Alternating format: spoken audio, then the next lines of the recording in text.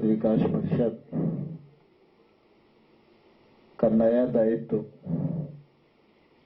जिन पदाधिकारियों को मिला है उनका आज शपथ ग्रहण समारोह संपन्न हो रहा है।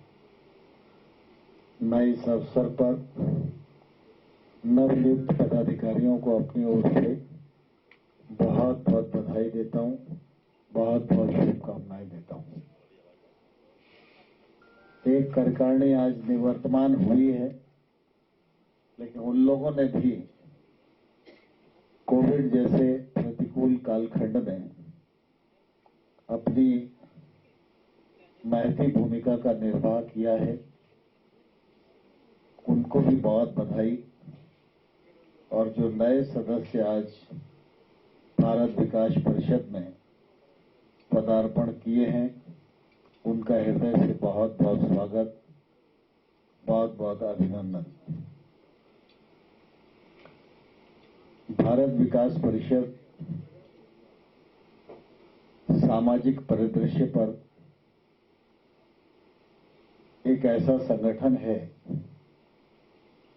जो सेवा सहयोग के लिए जाना जाता है। परिषद की कार्यक्रमों से अनेक अवसरों पर मेरा भी जाना आना बना रहता है, इसलिए गतिविधियों का अंदाज मुझे रहता ही है। हम सब इस बात को भलीभांति जानते हैं कि इतनी बड़ी वसुधा में व्यवस्था और अभाव को पाटने के लिए अगर मानव मात्र अपने को जिम्मेवार नहीं समझेगा तो सरकार के हाथ कितने भी बड़े हों, वह अभाव कभी पटेगा नहीं। और इसलिए हम सब इस बात को भलीभांति जानते हैं कि राजनीति लोकतंत्र में महत्वपूर्ण है। लोकतंत्रात्मक व्यवस्था में शक्तियां राजनीति में केंद्रित हैं, लेकिन अगर देश को आगे बढ़ाना है, भारतीय संस्कृति को मजबूती प्रदान करना है, जीवन में सुख और चैन महसूस करना है, भविष्य की पीढ़ी को संस्कार देना है, तो निश्चित रूप से सामाजिक इकाई का मजबूत होना अत्यंत आवश्यक है।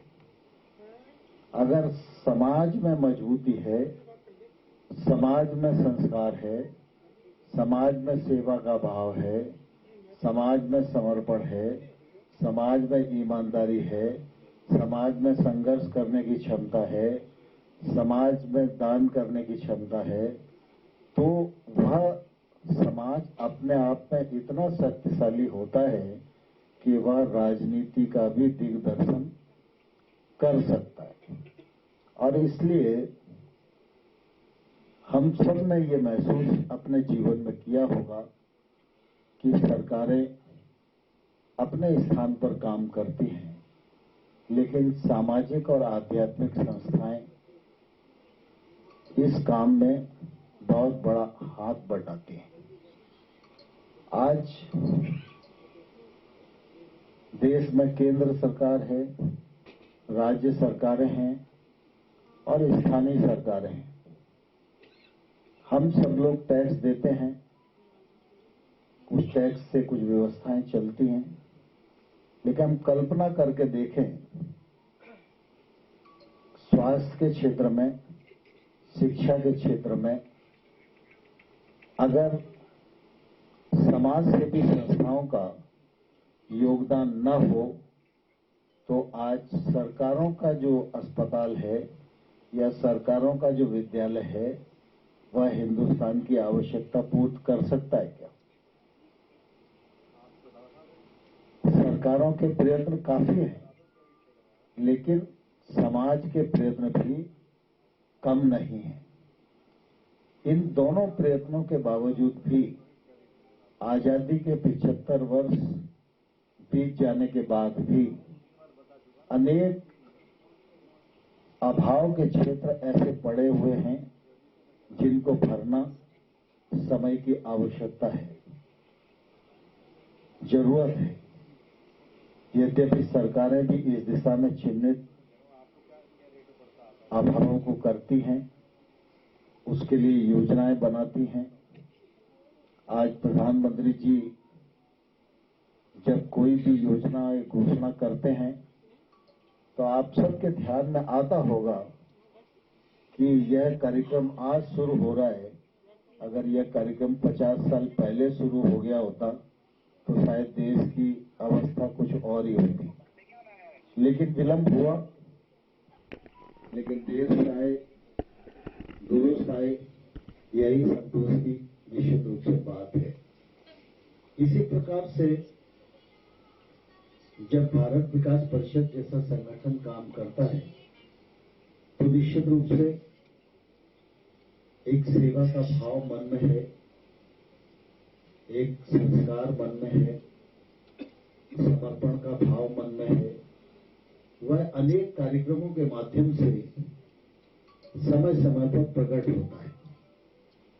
संगठन तो देश भर में बहुत सारे काम करते हैं और सब क्षेत्रों में करते हैं, लेकिन भारत विकास परिषद जब काम करता है तो भारत विकास परिषद के कामों की तरफ देखने का नजरिया और समाज की धारणा अलग प्रकार की होती है। मध्य प्रदेश शासन का शिक्षा बोर्ड शिक्षा के लिए काम करता है, केंद्र सरकार का सीबीएसई बोर्ड शिक्षा के लिए काम करता है, लेकिन देश भर में विद्या भारती के द्वारा संचालित जो शिशु मंदिर की रचना है और उस शिशु मंदिर की रचना में शिक्षा प्राप्त करके एक संस्कारित बच्चा जब निकलकर समाज के क्षेत्र में जाता है तो वह स्वयं भी गर्व करता है कि मैं शिशु मंदिर में पढ़ा हुआ हूं, और उसका कृतित्व और व्यक्तित्व भी इस प्रकार से प्रकट होता है कि शिशु मंदिर के प्रति आदर तो खड़ा होता ही है, लेकिन उस व्यक्ति के प्रति भी आदर खड़ा होता है। इसी दृष्टि से अनान्य संगठन है हमारे विचारधारा के, विचार परिवार के, वो अपने अपने स्थान पर काम कर रहे हैं। संघ ने देश के और दुनिया के सर्वांगीण विकास का संकल्प लिया है, सभी को संस्कारित करने का संकल्प लिया है। कुछ लोग भारत विकास परिषद में काम कर रहे हैं। भारत विकास परिषद के माध्यम से वह कल्पना, वह समर्पण और वह संस्कार मूर्त रूप ले, जिस संस्कार को अंगीकार करने के लिए आज माननीय अनिल जी ने हम सबके मध्य अपने उद्बोधन में दिशा देने का प्रयत्न किया है। मैं समझता हूं अनिल जी का जो चिंतन है वह सर्वव्यापी है, सर्वस्पर्शी है, समर्पण और प्रेरणा प्रदान करने वाला है। हम सब अपने कार्यक्रमों में और व्यक्तिगत जीवन में इस दिशा को आगे बढ़ाएंगे तो हमारा अपना जीवन भी सार्थक होगा और हम दुनिया के प्रति भी अपनी सार्थकता सिद्ध करने में सफल होंगे। आज के इस दायित्व ग्रहण समारोह में आप सबको अनेकानेक शुभकामनाएं और बहुत बहुत धन्यवाद।